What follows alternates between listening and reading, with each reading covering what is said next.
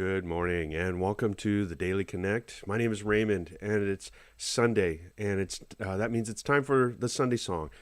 What I do on each Sunday is take a different psalm each week and explore it and hopefully use it as a means of getting us ready for this time of worship with the Lord.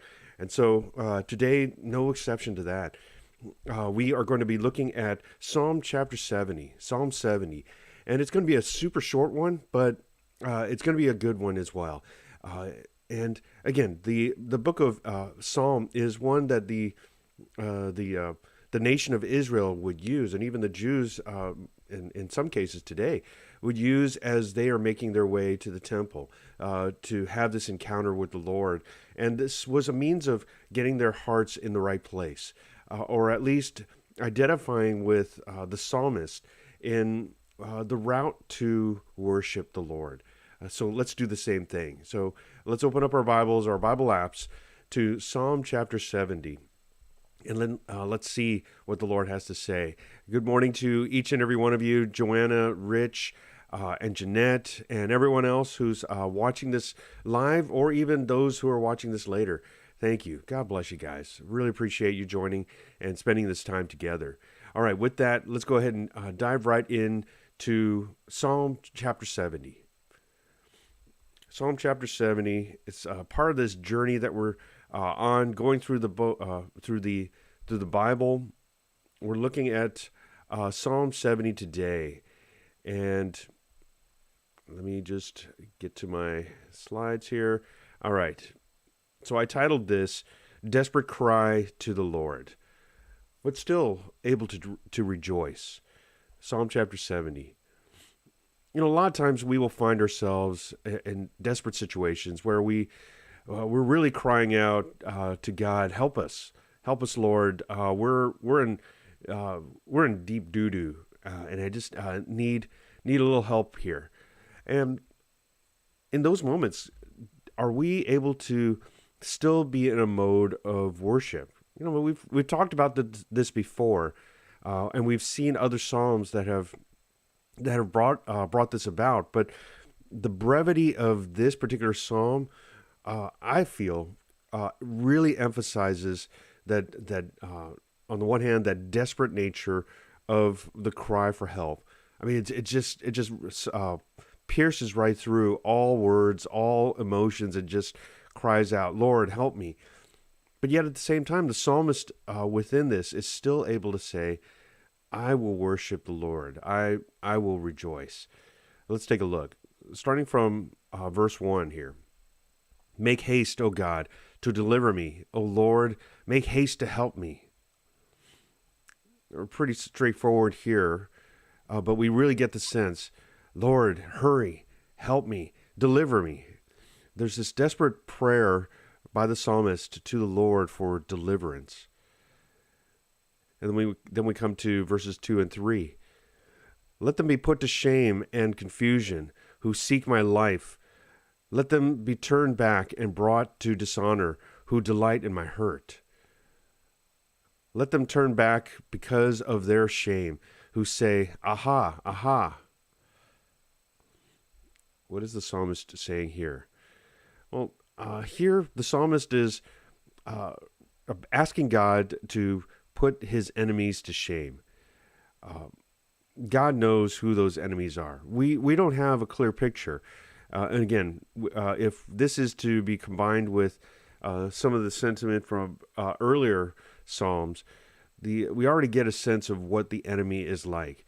But here, that portion that says "aha, aha," it's clearly people that take joy in the suffering of the psalmist here.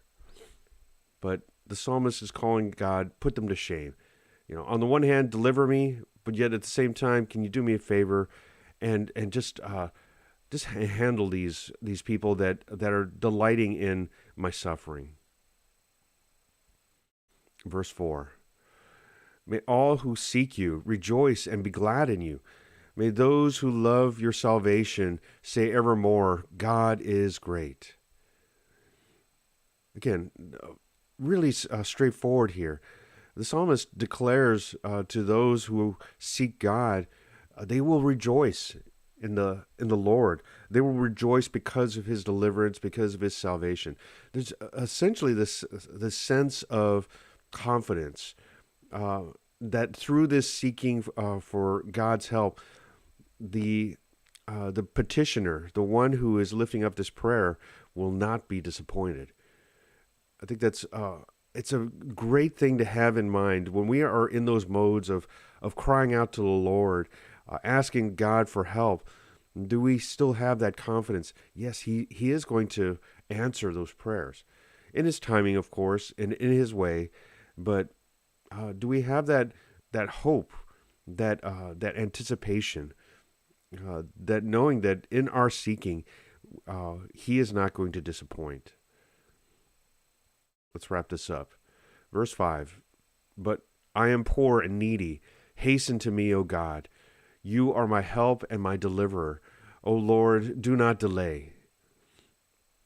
So the psalmist here, once again, repeats that plea, that cry for deliverance. Lord, save me. This is really the overwhelming sentiment here, but underlying it all is that confidence that of the psalmist that God will hear his petition and deliver him.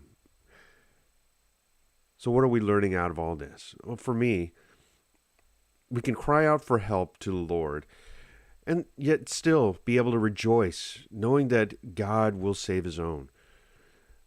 Are we able to come to that place in our hearts to be able to say, I can still rejoice? It's not doom and gloom as I'm asking for help. It's the fact that I'm going to cry out for help and desperately cry out for help and do it perhaps multiple times, but with the confidence of God is going to answer, God is going to hear, and God's going to deliver me. All right. Great. Thank you so much, everyone. I know it's kind of short and sweet, but there's still a lot of good stuff packed into Psalm chapter 70. And I hope you have an opportunity to kind of meditate upon it a little bit more.